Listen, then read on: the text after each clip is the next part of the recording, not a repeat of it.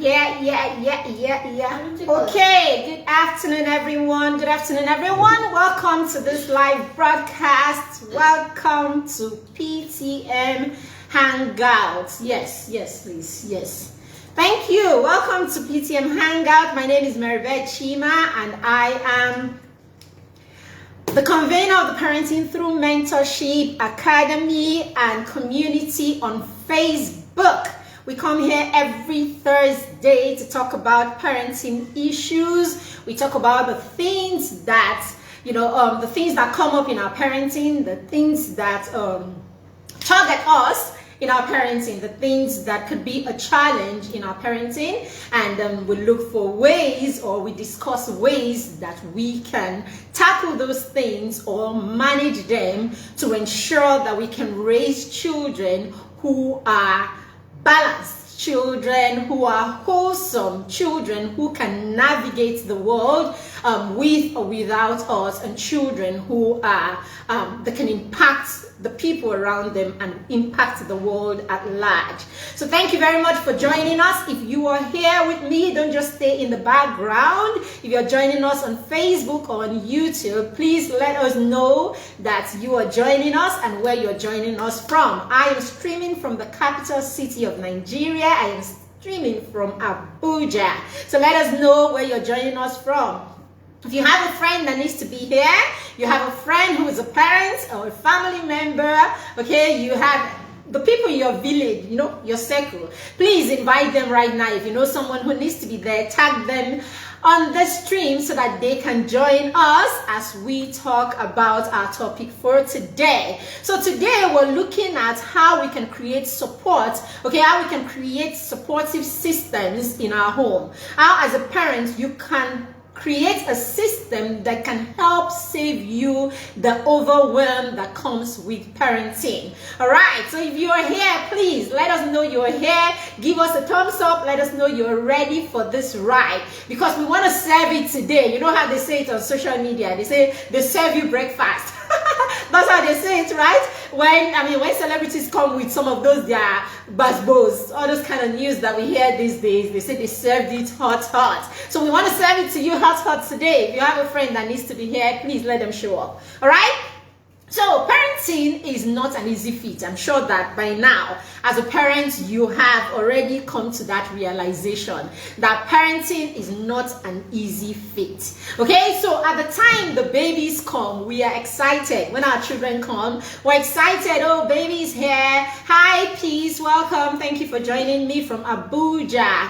Hi, Ugochi, you're watching. Okay. So let us know you're with us. Let us know where you're watching us from. Tag your friends. Let them come here, please. Okay? So at the time the children come, we are excited. Yay, baby's here. The cuteness, the congratulations, and all of that. And then before you know it, that phase begins to pass because, hey, all right, sorry, it's something I need to do. I need to silence my phone so that it doesn't disturb us. 1 second, please. Just give me a second to put this on silent. Sorry. Let's get that done. Okay. All right. I think I got that covered. All right. Thank you very much for hanging in there. All right. So, as I was saying, so when the phase, the cute, nice phase, oh, cute baby and all of that, and then all the congratulations come, the realization will hit you that parenting is huge. Let's assume you're a first-time parent. Okay, it's huge, taking care of the baby, taking care of your needs, balancing life, work and family and all of that. It's huge. And many times we realize that as parents, or as young parents or new parents, if we're not careful, we will become overwhelmed. So we can give our best to our children, we can give our best to ourselves, and we can give our best even to our spouses and to our spouse and all the people who depend on us or who rely on us in one way or the other. Now, this is one thing that we want to help as many new parents and as many old parents, right? Even veterans, right, begin to see how they can,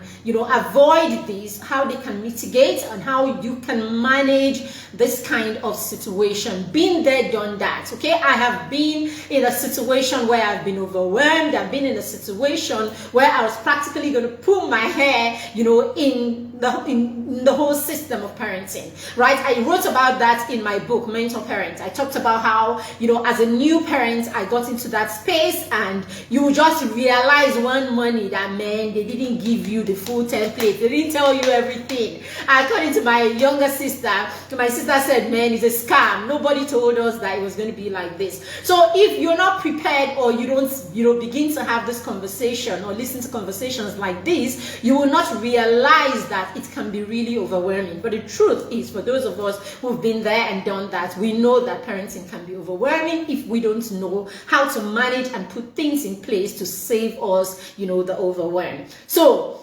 we're looking today we're looking at how we can use our support system, how we can use the people in our lives, the resources in our lives, and all of that, how we can put all of that together to save ourselves the overwhelm that comes with parenting, and then to make us effective as parents, as wives, as mothers, and as the experts or career people that we are. All right, so I'm going to be sharing 10 different resources, okay, people, and everything that you can leverage on, right, to help you create a solid support system in your family, okay, or in your home. All right, number one is the ultimate. It's God, right? Number one is the ultimate. Number one is God, right? So you can't parent. You cannot parent without the God factor.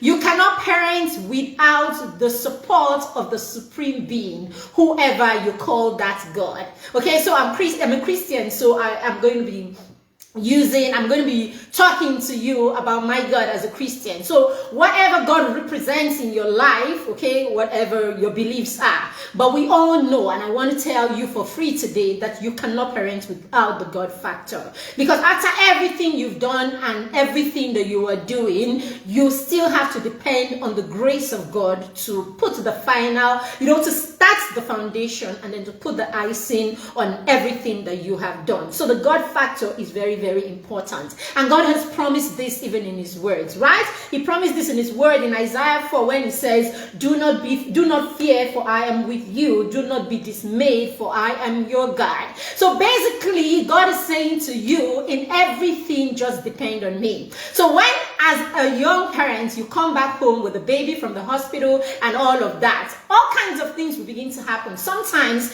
if you're like me and my first, you probably have like neonatal sepsis, or you probably have like jaundice and all of that. And then the overwhelm starts coming because baby is ill, you're there dealing with one pain or the other, dealing with one situation or the other. That's even keeping it mild. There are people who deal with many other things, postpartum depression, issues in their homes. And so there's a lot. So you must learn before you even get into that situation to hold on to your God, like you hold on to the hem of his garments, like, Lord, I'm not going to leave you until you stay in here with me and walk through this journey with me. It is very, very key that we understand the God factor in everything. So we want to start with him. We want to start with God. We want to start by dedicating those children to God even before they come. We want to dedicate them to God every day. We want to speak affirmation. We want to speak into the lives of our children. We want to hold our children in the night before they go to sleep and speak into them. We want to walk into the room while they are sleeping and speak into them. We want to wake up in the morning and we speak the word of God into them. You want your children to know and understand what God says they are, or what God says about them from the words of your mouth. So you want your children to know what their God says first from listening to what you say as their parents. What are you saying as a father? What are you saying as your mother to your child? How are you marketing your God to your child? So you have to do all of that, okay, to show that you're holding on to your God and that you understand the God factor. Okay, so that takes us to number 2. Now, some of us now hold on to this God factor. So some of us don't have a problem with the God factor and holding on to God, depending and knowing that ultimately it is God that would start this and end this and be with us throughout this journey. Now, for some of us, we remain there, right? For some of us, we remain there and then we hold on to the God factor and every other thing becomes the grace of God.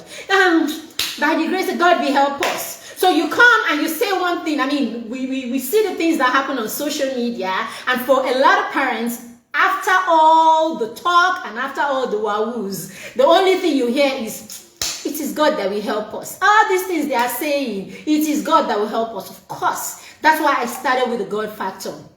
Hi, Morenica. Thank you for joining us. Hey, Christabel. Hey, Itonu Adekunle. Thank you for everyone. Peace, I see you. Thank you, Ugochukwu. Thank you for everyone who is joining us. Okay, if you have a friend that needs to be here, please tag them. All right, so they can join us. If you're catching the replay, let us know you're catching the replay. Okay, and drop your comments as we talk. Okay, as we go along. All right, so yes, we understand. That's why I started with the God factor, so that we don't miss it. We don't get it twisted.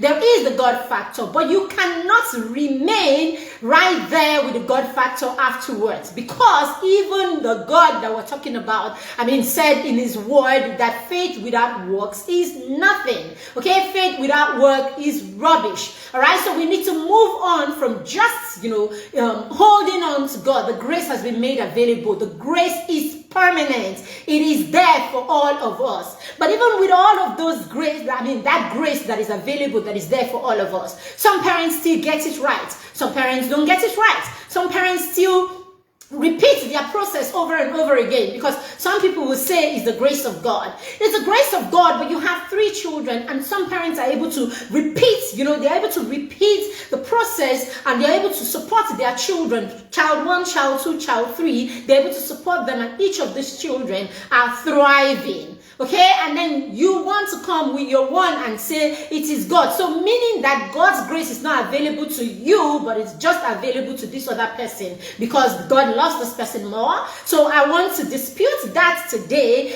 God's grace is available to all of us. It's whether you move on from the God factor and understand your role, okay, or the role that you need to play in the life of your children, okay, so that while you're playing that role, you're able to access all the grace that is available, that has been made available even before the child came forth. After all, we all know that our children's purpose, right, their destinies are predestined even before they came to be. All right?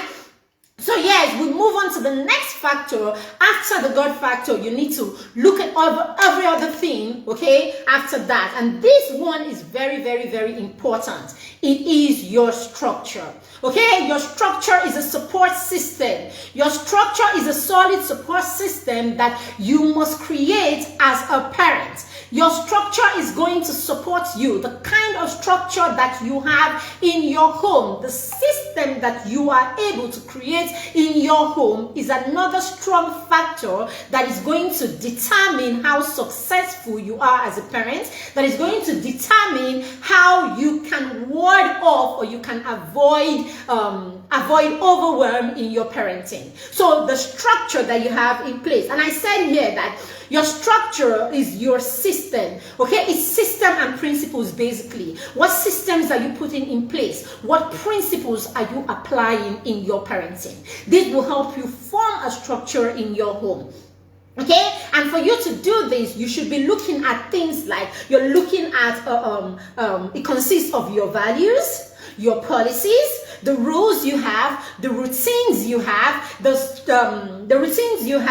schedules that you put in place. So all of these will help you create a system in your home. So let's begin by asking you, right now as I am speaking, do you have a value system in your home, in your family that governs everything that you do?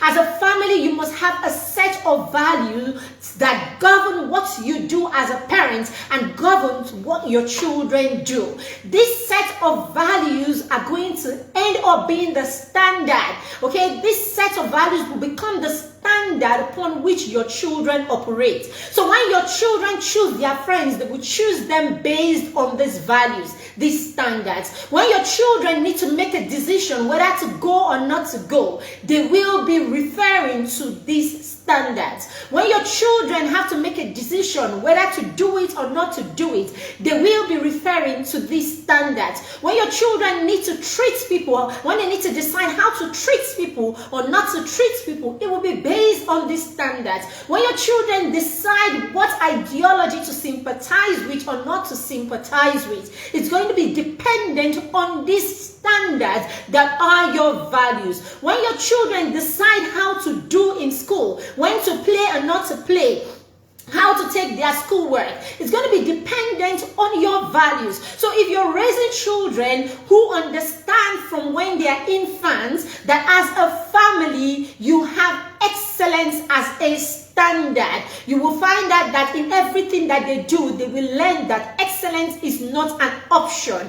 Excellence is the standard. So when your children understand right from when they are 2 that excellence is the standard, so when your child picks this cup, he doesn't drop this cup on the computer. He takes this cup right to where it belongs, because he's been taught that a place for a thing and a thing for a place. And that is how to be excellent, by knowing where the thing belongs and taking it to where it belongs. So your children begin to learn excellence right from the cradle, right under your guidance. So when they walk into a classroom, the only standard that they would know would be excellence. So in everything that they do, they will apply excellence. So this is what we're saying. If you put these standards in place, you won't have to struggle, because this will be what your children know. This is what they grew up to meet. This is what they've always known. This is what they've always seen. This is what it is. So you find them talking with their friends.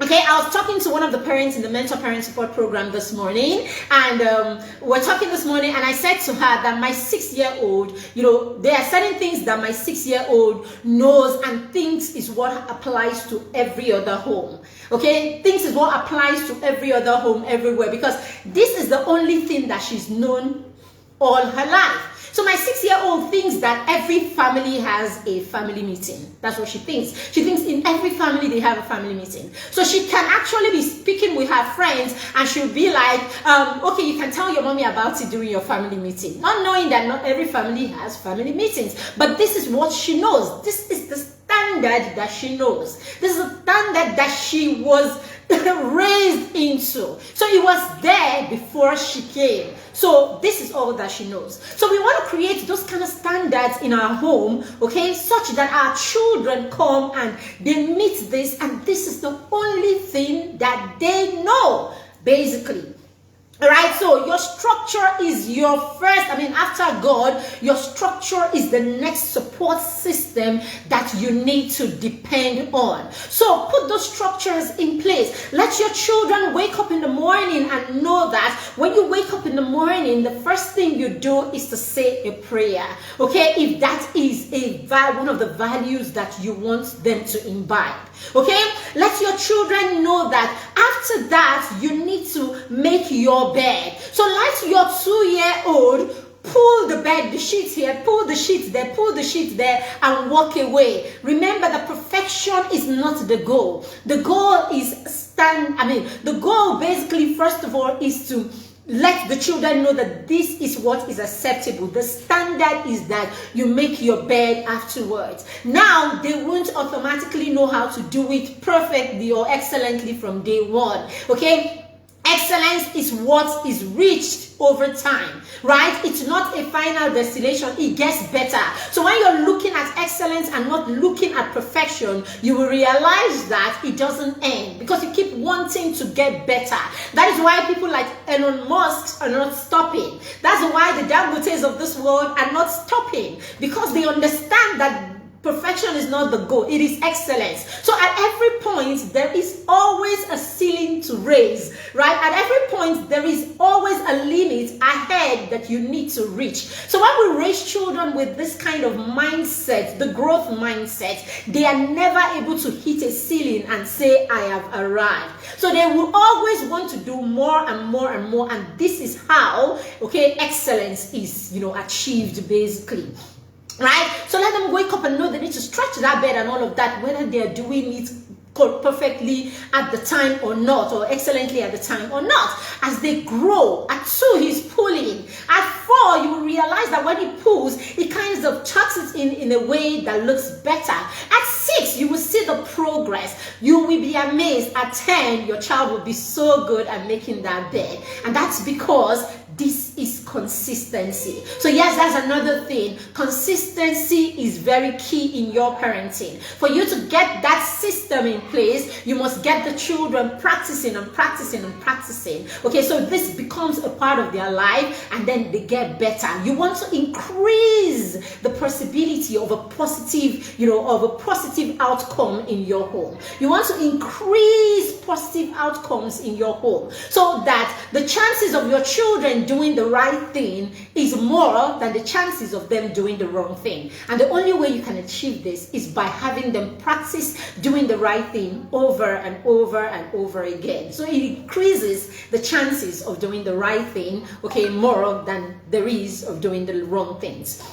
Okay, so you want to do that. Now you want to create routines. What are the things that your children know would have to happen in your home every day? Okay, what are the things that will happen in your home every day? For instance, I'll just give you a quick one. My children know that they will wake up in the morning at between 5:30 and 6:30. Okay, yes, sometimes they'll be late. Sometimes I will need to support them and wake them up and all of that. But basically, we know that this is a routine. They wake up at this time in the morning. They know that they will have to give themselves a bath and dress their bed and take, clean their room basically. Even if they don't come around to doing their chores in the morning, they know that they would have to do their chores. So they have the option of either doing it in the morning before they go to school or doing it when they get back. All right, they know that we have to arrive school early. All right, they know that when they get back from school, they would have to have a quiet time, right? They know that we have to have a quiet time when they come back from school. They know that they will have an occupation time. That is the time where you spend about an hour doing something of your interest. So times you will see my son sitting down right here and trying to practice something on coding, or is doing a new course. So there are times he's like, oh, I started a new course today. Okay, where are you doing it? I'm looking for something. I looked for something on Coursera. I looked for something on Udemy. I'm looking for a free course here. I'm looking for a free course there. This is him trying to practice every day, practice something little towards what he is interested in. Okay, or you see him in front of the computer and you're like, what are you doing? And he's like, I'm trying to balance my accounts. He runs a small business, so he's probably balancing his accounts at the time before mommy the auditor would look through the accounts by the weekend, and he gets into trouble because his sales and his production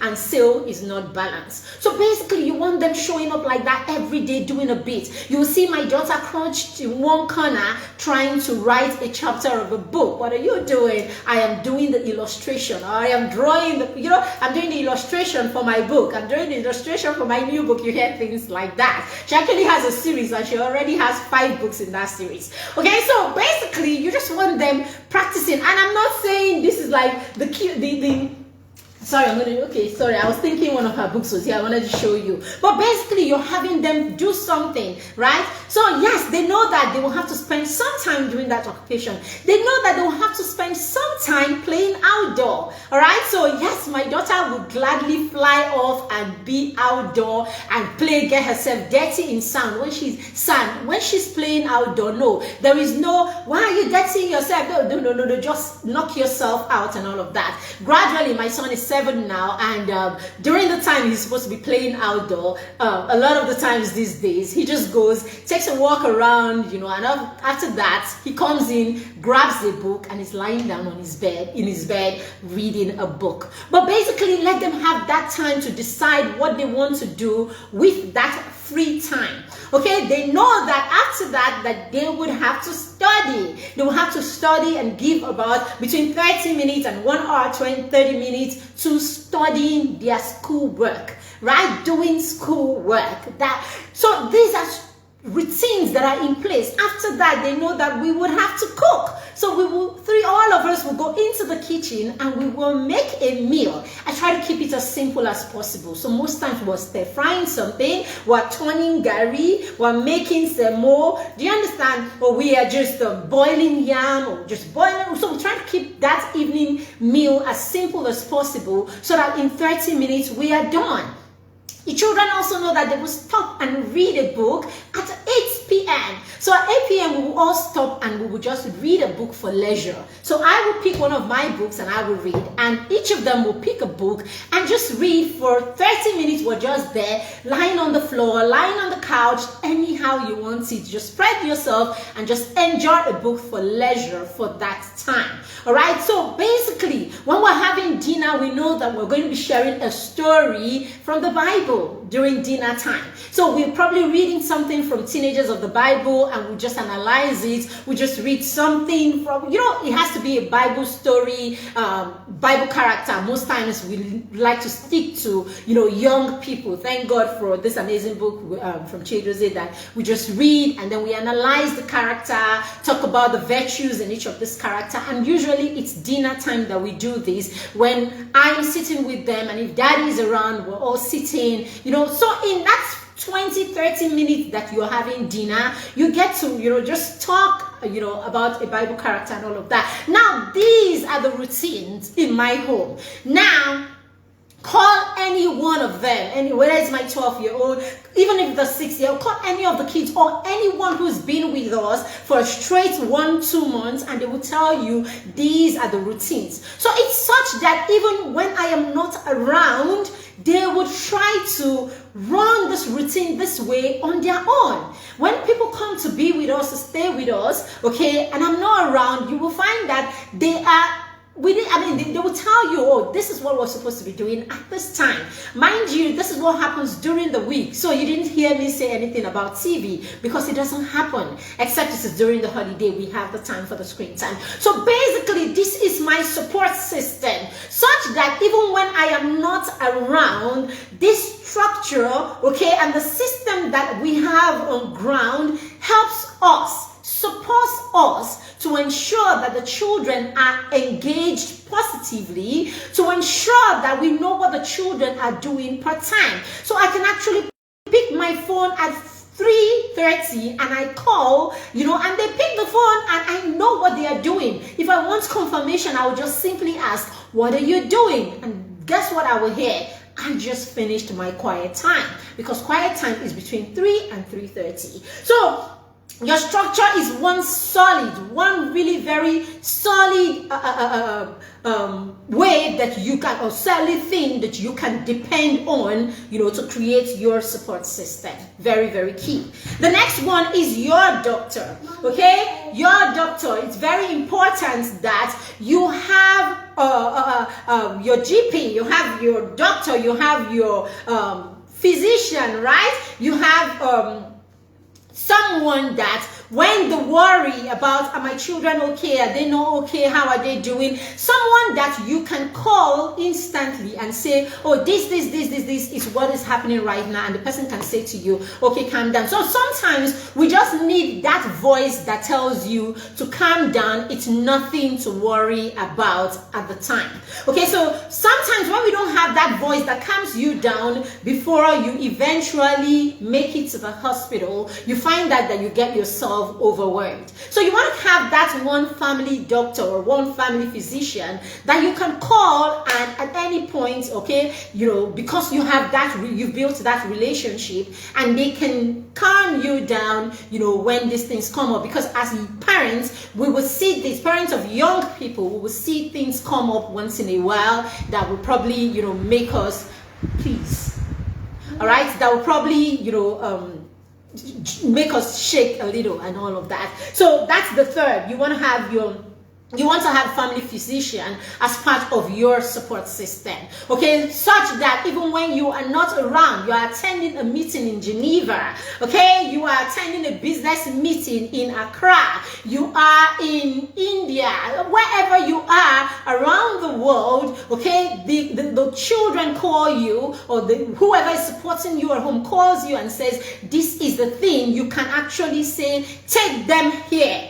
Or you can actually say, okay, just wait there 20 minutes, Dr. Ezekiel is going to be around. Or get an Uber and go with them to Dr. You want to have that one person that you can reach like this. It's a very important part of your support system. All right? Great, I've given you 3, right? I've given you 3. The next one is your spouse. The next one is your spouse. Usually, a lot of us as women, we have sealed, we have signed, and we have decided that our husbands cannot do anything. And this happens a lot with women.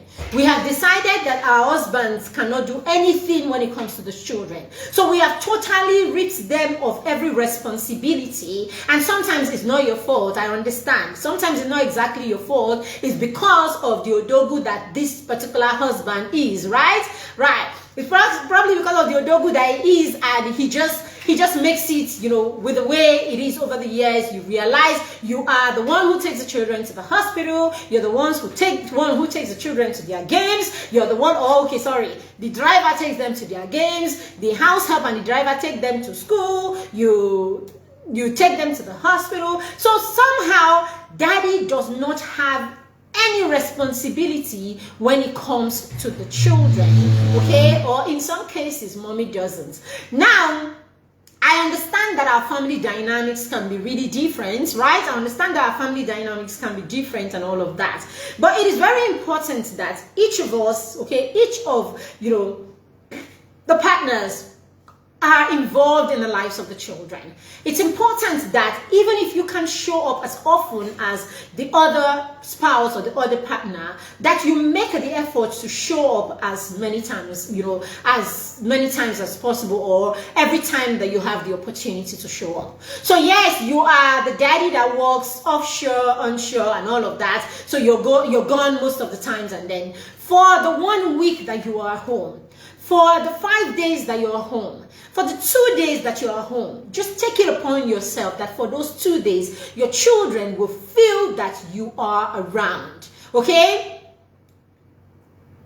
Okay, someone is asking what's 1 and 2. Christabel will answer you. All right, so for those days that you are around, let your children feel that you're around. So I really don't care, even if you're that parent that shows up only once in a year. For that 1 month, 1 week, or 2 weeks that you're around in a year, let them know that you're around. Okay, let them know that you're around. If you have to give your 3-year-old son a bath, please do it. If you have to help your 2-year-old, change their diaper or wash their bum, please do it. If you have to, whatever you can do to make your children feel you beyond your ATM card. Whatever you can do to make your children feel you beyond your beyond the school fees that you pay. For those days that you are around, please do it. Okay? If you're a parent that is busy throughout the year, but you have the period of your leave, for that period that you're around during your leave,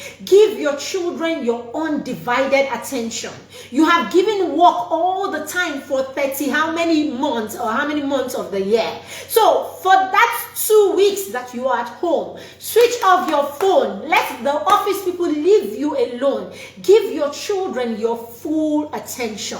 Let your children feel you when you are present. Don't just be present physically. Be present and be available for the time that you are there. All right? So your spouse is another of your support system. So yes, for you who has your spouse always around, there are times that you are tired. Gladly, sometimes say it to them. Take a day out of a week to rest and let daddy, if it's daddy that is if it's mommy that is always available, let daddy know. Let your sweetheart know that, oh, sweetie, on Friday, I'm going to need to rest. Please, can you fill in the gap for me for so and so? Please, sometimes we're just not involving our spouses, or we just make them feel that we don't need them. Try to put it before them before you conclude that they don't need you, or you don't need them. They can't do anything. Okay, get them involved. Bring them into your system. Let them see your system. Okay, put your values around. Talk about it together.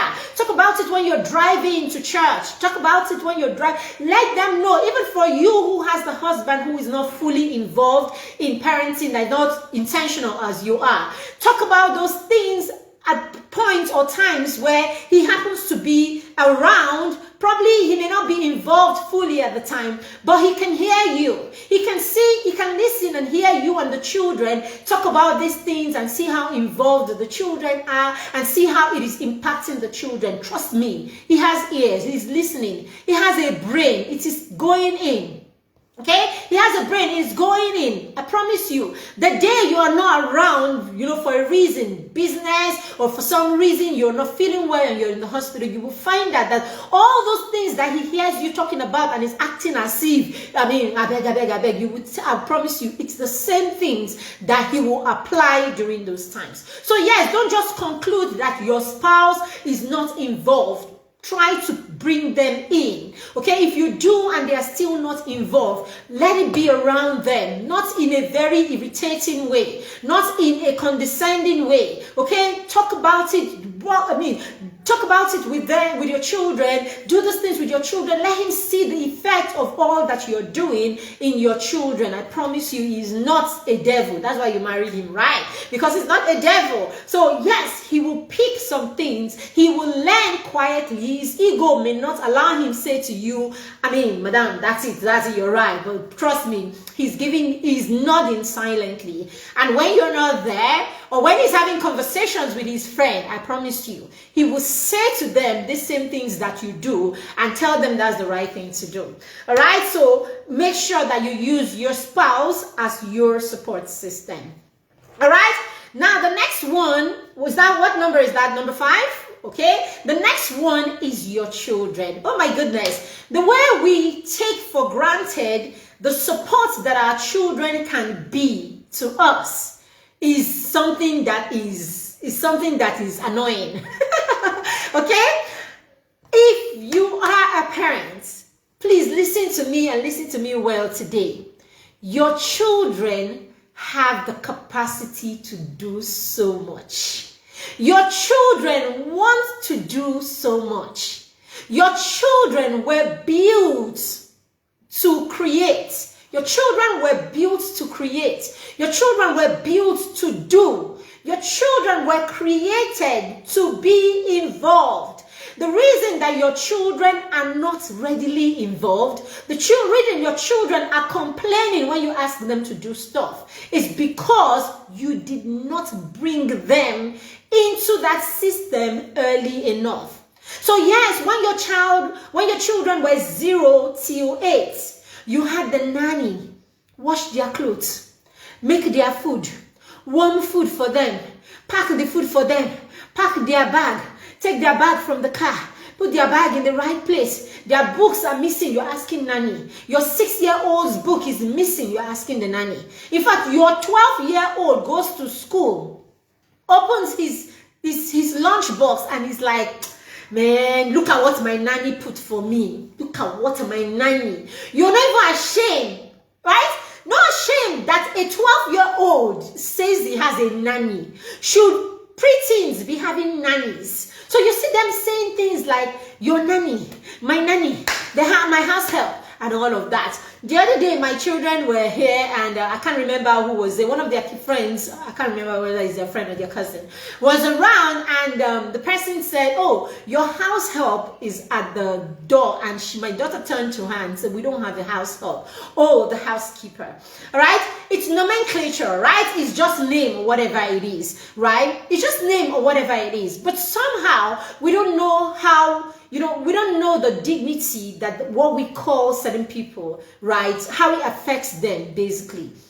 Right? So if it takes just a name for you to make another human being feel good about themselves, by all means, do it, okay? And teach your children to do it. All right? Now she comes and she goes, she's not, we don't have like a staying, support or help or domestic staff and all of that. We have someone who comes to clean the house a couple of days in a week and all of that, right? So now let your children, begin to understand that your children can be really supportive and can be a part of your support system.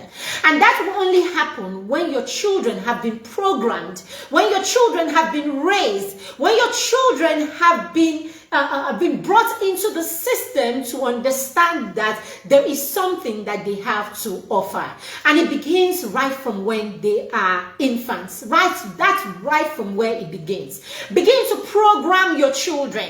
In the mentor parent support program, okay, we have a program that we run in the academy where we hold it's a hand-holding accountability group where we work with parents, in their everyday parenting. What you do in your home every day, every area of your parenting, we are with you for a whole 4 months every term. Okay, at the end of that term, we take a break, and all of that, and allow you, use all that you've learned on your own and see how you can do on your own. And then after a week or two of break, we resume for the next term and we continue supporting you and helping you. So all that, oh, my children are not listening to me, they're not doing, you bring it to the group, you bring it to the program, and we talk about it. One strategy you're using is not working, we look for another strategy and all of that. We're sharing our accounts, we're sharing our experiences and all of that. It's such an amazing program, right? It's such an amazing program. Now,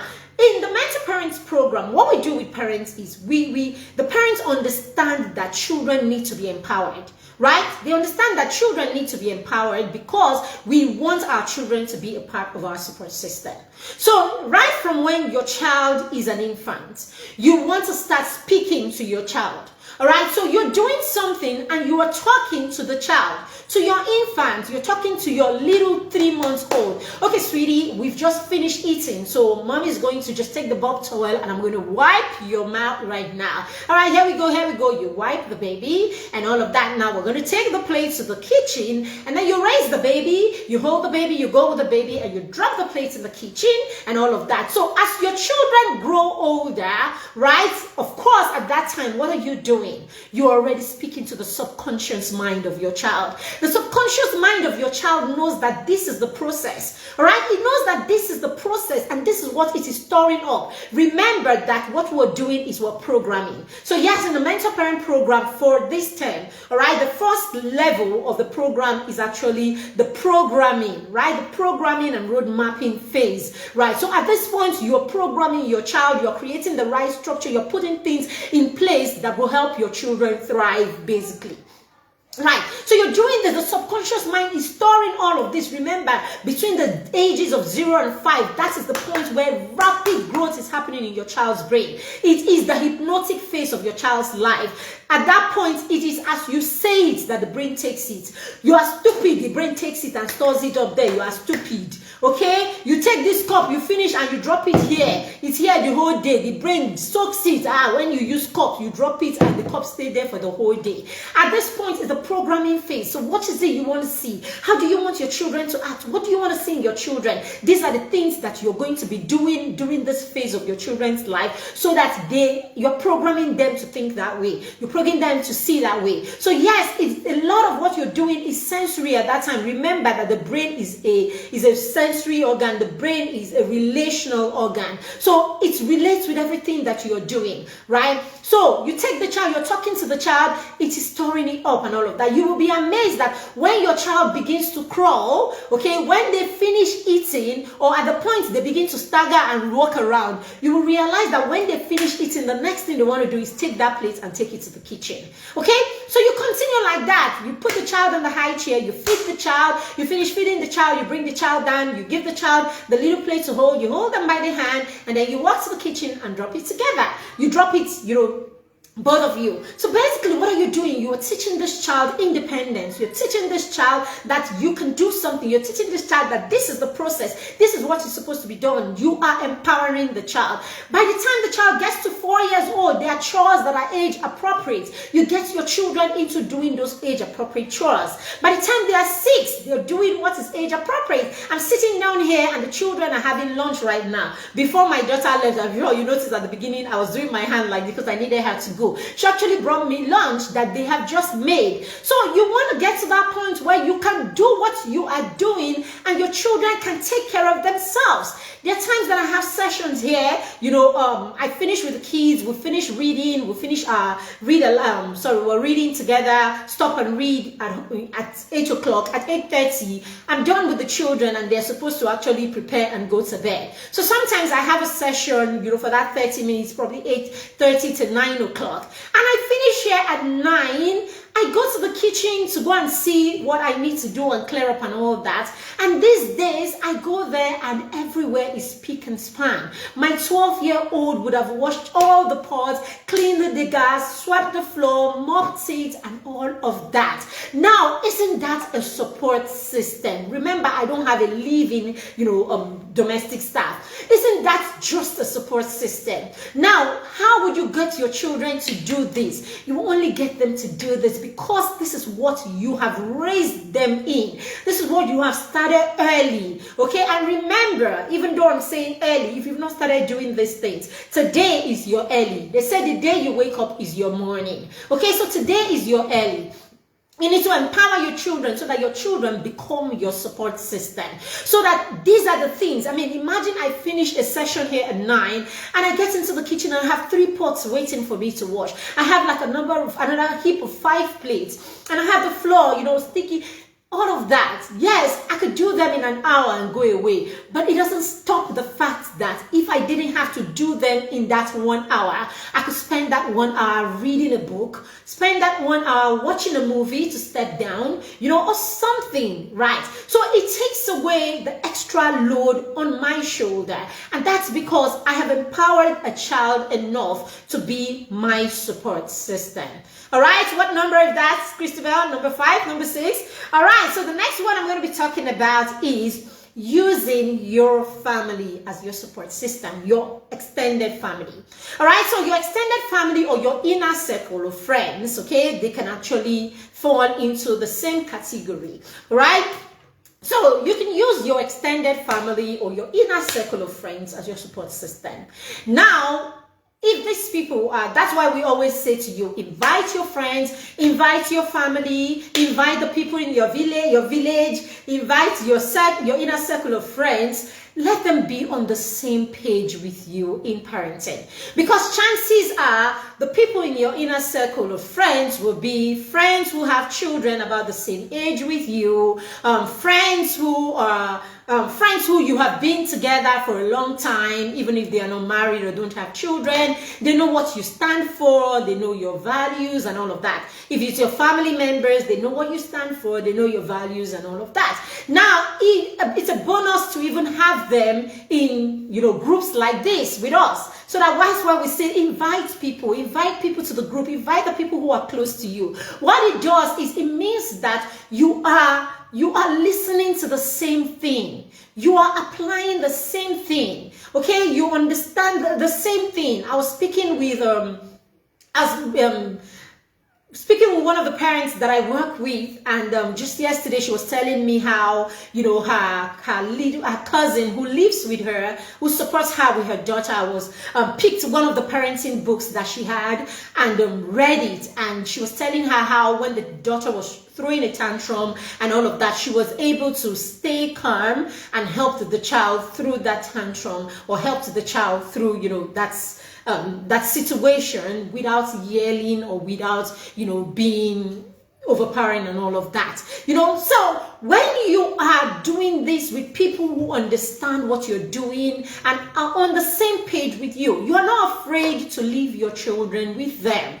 So there'll be times that you need to be somewhere. There'll be times that you need to be away. Okay, you need your family, your extended family, and your inner circle of friends. These are the people that will come through for you at those times. There are times that you are just tired from work, from everything. You're going through an emotional stage of your life. You're going through a sensitive, situation or something in your life, and sometimes you just wish there was someone that could take the children away for a bit, so that you don't dispel the wrong kind of energy, okay, and all of that. That's what being intentional as a parent is. You are constantly thinking about your children and how the environments you have around you affects them, and that environment could be the energy that you are diffusing or dispelling as a parent. So there are times you are just going through a patch and I can't trust the way I am feeling right now, and I would not want I won't want to jeopardize all I've done with the children, or I won't want the children to sees that basically whatever it is, you know what I'm talking about. Now you can actually have people like this that you can say, babe, what's up? I beg, I'm dropping the kids with you for 2 days. Babe, how far? I beg, can I drop the children today? Now I know a lot of us have people that we can do that with right now.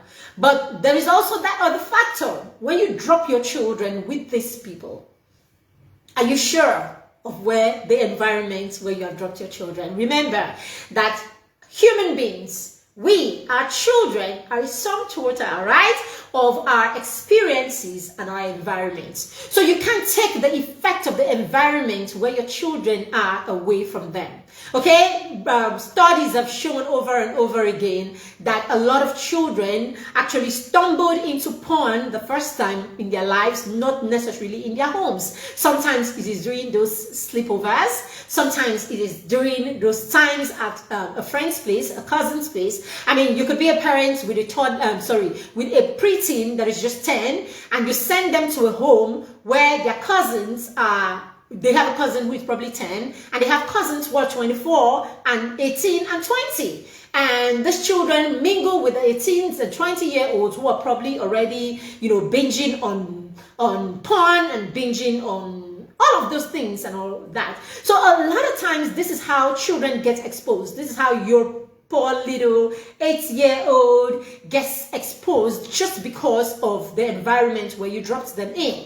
Okay, you probably have a media plan that does not allow your children, go online and all of those things. You have all these boundaries in your home. But you drop them in the home of a friend, drop them in the home of a family member, and all of that. People that you're really close to. But hey, being close to them doesn't mean that you share the same set of values. Being close to them doesn't mean that they believe in the things that you believe in. They don't have any media plan, they don't have any of those things, they don't have boundaries, their children do not have any technology or internet safety, they don't have all of these things in place. And then you drop your children there for 2-3 days. Yes, your children will play with their phones. Your children will do everything that applies in that home. Okay, so that's why we say, yes, as much as you need a support system in these people, you need to be sure that you are on the same page. And how can you do that? By introducing them and bringing them to, groups like this, gatherings like this, so that you begin to share the same kind of, values and principles, basically, and you can be comfortable dropping them. There are places that I could have dropped my children at like some 5 years ago, but I can't drop my children at today. I can't, because I know more than I used to know back then.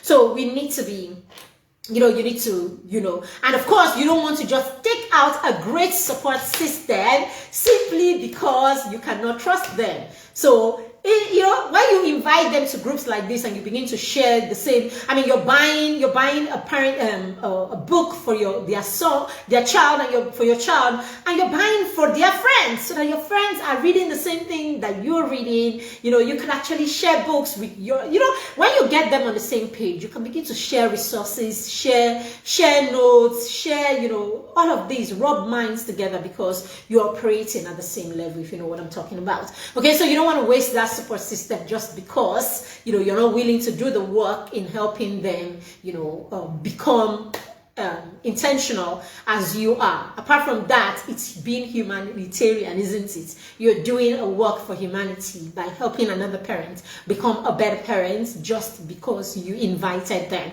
I've said this many times. I came on the parenting space online because someone invited me. Okay, 3 years ago, I had no business on Facebook, none at all. I only come there when I remember one friend. Where is Jumebi? Let me go on Facebook and see if I can find her. That's the reason I came to Facebook in the past.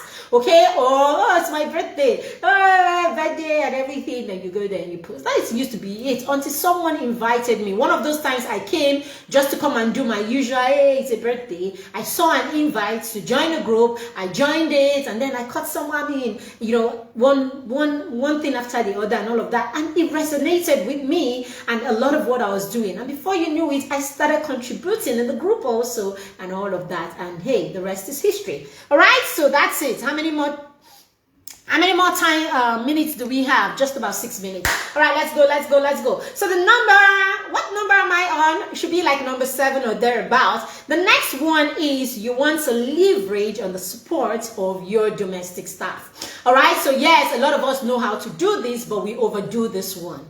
All right. Yes, it's important if you cannot do it all. You don't have kids that can, handle everything. You don't want to overwhelm your children while you're teaching them these skills. Okay, so the time will come where you probably will not need the domestic staff because your children can cover all areas. But at the point where your children cannot cover all the areas, you may need to have some of these domestic staff. But please, your domestic staff are not for you to relinquish your responsibility as a parent to them, because that's what a lot of us do. So we have the domestic staff and we are, thank God, my house girl, this my house girl, the girl is good, she's good. So you wake up in the morning, you hand your bag at 6 o'clock, you are gone. The next time they see you is 9. Then you come and you tell me you're the one raising your children. Nope, the domestic staff is raising your children.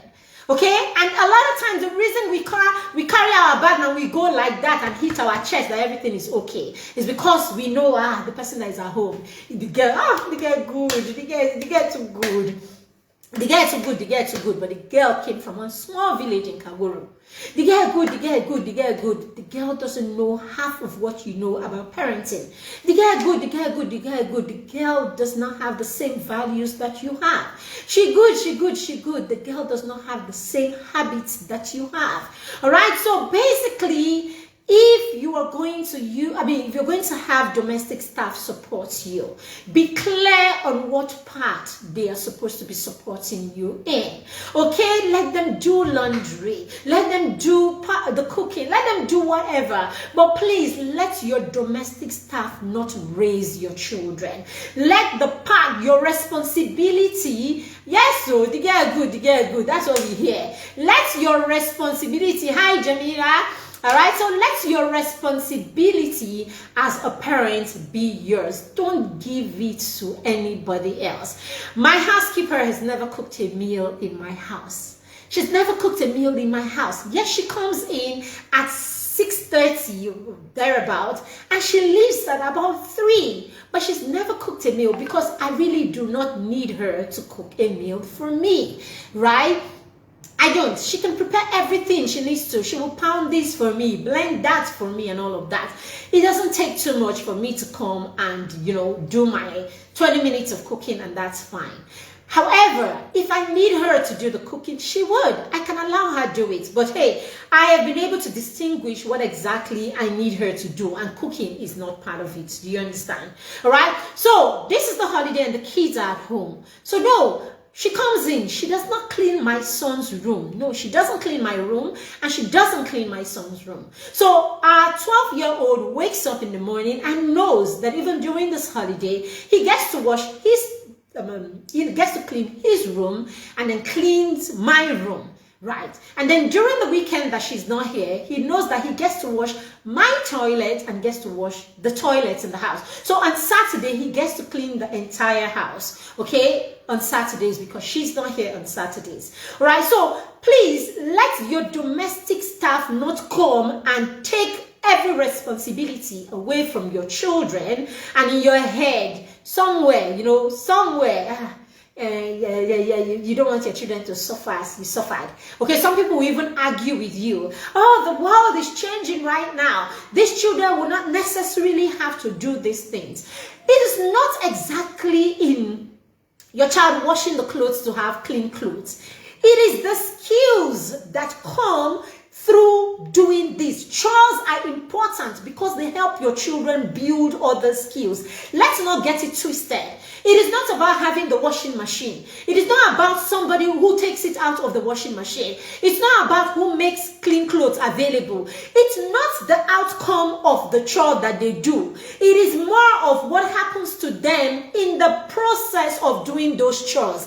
Please, parents, let's not get it twisted. So your children need to do chores, not because it is dependent on them for you to have clean clothes and all of that. How much can they really do? But you need them to stay in that process, because it is in the process of doing those things that they learn problem-solving skills. It is in the process of doing those things that they learn resilience, they learn problem-solving, they learn patience, they learn to figure out things on their own.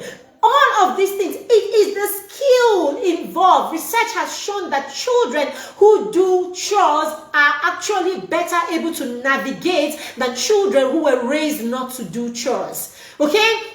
Children who do chores, this is their first encounter with problems. That's where they learn to do all of these things. They learn problem solving, they learn resilience, they learn responsibility. That's your 10-year-old wakes up in the morning and knows that I have to clean my room, I have to, wash my shoes and all of that before I get to watch TV. He wakes up in the morning with a sense of responsibility. He wakes up in the morning with a sense of responsibility. So it's not about the chore. It is about it's about the hidden value of it in the life of your child. So a child who wakes up knowing that Maria would have cleaned his room, or Maria would clean his room, will wake up from the bed, wear his slippers, walk in, go to the living room, pick the remote control without a sense of responsibility. So at the end of the day, your children go to university, and I don't know why we are lying to ourselves. You just expect that when they get to the university, they will actually sit down and study through and through. The sense of responsibility will just fall on them automatically.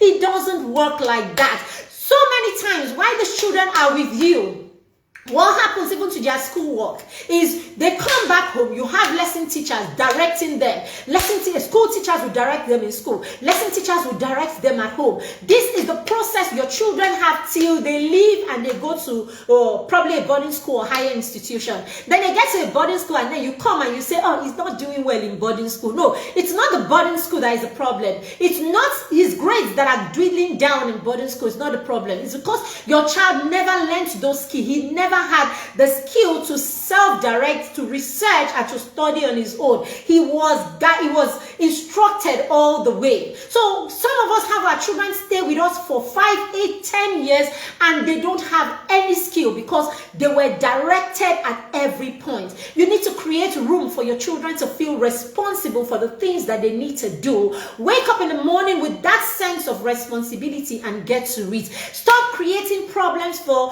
the people that will work with these children many years after. Stop creating problems for their bosses. Stop creating problems for their employees. You will create a business, you will have a business, you have a family business. A time will come, your child will have to run that family business, and he will stress every subordinate and every employee because he does not have the skill to manage people. He doesn't have a sense of responsibility. So he comes in and he expects everybody else to work, and he is just supposed to cross his legs. So he's stressing everybody. Stop creating problems for the women and the men that will marry your children in the future. I have said to parents a lot of times, when you see a 30-year-old who is struggling, people think that it is the effect of the last 1 to 5 years of their lives. No, a lot of times it is the effect of the first 7 years of their lives. So a lot of the times, parents, we give our children the problem that surfaces in their life 30 years later. So please, let your children do chore. Okay, let your children do chore. Yes, have those domestic staff. Okay, they will drive and all of that. If it's a distance that is not far, let your children walk. If it's a distance that is not far. Some of us, to just go and buy, you look in the house and the milk is finished, or all of a sudden something is finished and Malam sells it. You will still enter your car and drive 2 minutes to Malam when you have a 14-year-old, you have a 13-year-old, you have a 12-year-old. You will not send them. You are there. The country is hard, the country is this, the country that. We will use fear of the country this and country that, and we will deprive our children from learning anything. You will have to choose your fears. All right, so quickly, I'm going to run through the last one. The next one is your neighbors. Your neighbors can be a support system. Okay, it still boils down to the same thing. Are your neighbors learning the same things that you're learning? Have you invited your neighbor to this group? If you have not invited your neighbor to this group, it is time to create a reason for a conversation tomorrow morning before the both of you drive out. Okay? Before you, hi, Nene's mother, how now? There's this book on Facebook, oh, you should join, I will send it to you. Do that, okay? Let your neighbors be on the same page. Your children are going to play with their children. There are times you need to dash out, okay? And there are times you need to dash out and you need, you know, your minor to be around certain people. You can send them to your neighbors. Okay, there are times you need to go to the hospital with one child. Okay, instead of dragging all 4 children to the hospital, and in the hospital they become a nuisance and they're all up and down the place and all of that. You can actually leave them with a trusted neighbor because you know you share about the same values. You want to leave your children at home when you're teaching them independence, and leave the neighbor's number. If there is any emergency, call, you know, miss this person. You want to do that. Okay, very, very key. All right, the next one is your colleagues. You want to use your colleagues as your support system. There are times that you need to show up at school for the children. You need to show up, you know, at places for your kids. You want that trusted colleague that at all times can step in. You can exchange shifts with this person. You can do all of that with this person. Okay, I have said many times how even when I was a classroom teacher in an international school where the homeroom teacher was key, I did not miss a single event in my children's life. One event, I went for every school production, every school presentation. I went for every single one. How do I do this? At the beginning of the term, I take their calendar, I take my school calendar, I match the 2 calendars and everything. I match them, I see the dates and all of that. The dates that anything is going to clash, I'm going to go ahead and speak to a colleague about it, speak to someone about it, and I will come and put what do you call it? Come and put excuse duty or whatever it is. I will give you 1 month notice. So I will write, you know, I will give you 1 month notice. Oh, I'm not going to be around in June. On the 15th of June, I will not be around. That's all. I will take permission on the 15th of May for the 15th of June.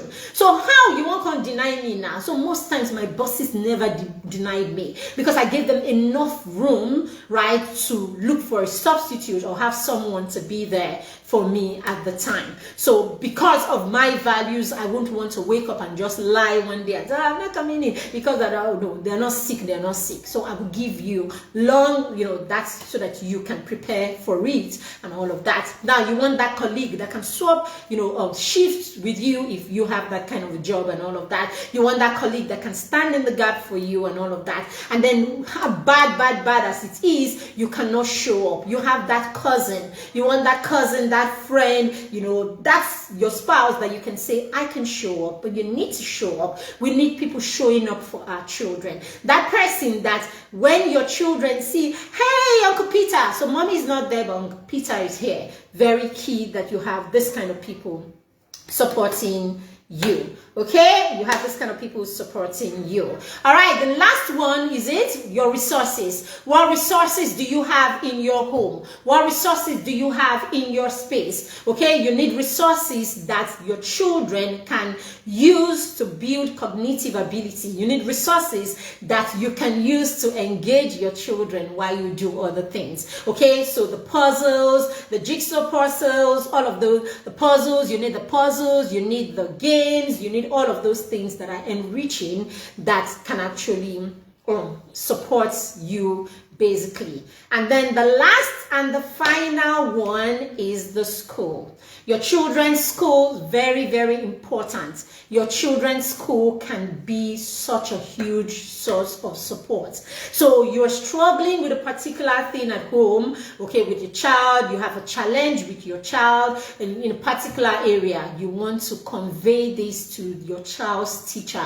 Hi, Miss Stella, right now, Hamza is having problems with staying focused. He doesn't like history and all of that. Please, can you have him read history every time he comes in the morning before his classmates show up? You want to use the school. You want to do that with the school. Hey, Miss Doyin,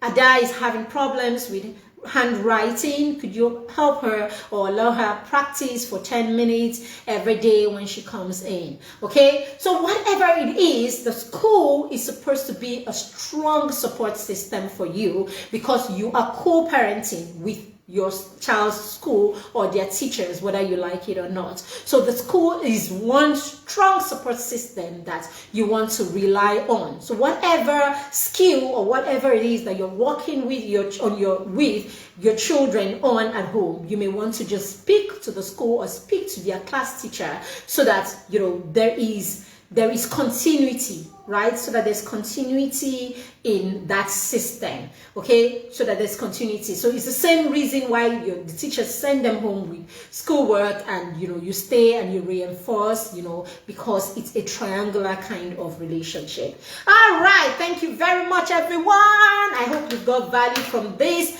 session. Have you already started for our PTM annual conference? The conference is coming up in just about 2 weeks or thereabouts, a little over 2 weeks. Right, so it's a free conference. You don't have to pay. Okay, so this is the perfect time to invite that neighbor, that friend, and all of these people we're talking about. Your child's teacher should be here. Okay, so that when you can say to them proudly, okay, can you look for other ways to talk to my child without hitting them? Okay, come and see why you shouldn't. There are other ways that we can do these things together. Let your child's teacher be here. This is the perfect time. Just tell them, oh, there's a conference. Everybody likes to know. Everybody likes an event. So when you're inviting them, invite them to the event. There's a conference. This is the link. Register for it and be a part of it. You want to do that. Okay, then there's an appeal that we have. We actually have what we call the Children's Day campaign. We go to orphanages and to poor schools on Children's Day. We do it on the 26th and the 28th, since the children are usually not in school on the 27th. What we do is we take an inspiring book. Okay, last year we took Bedtime Stories for Champions, my first book.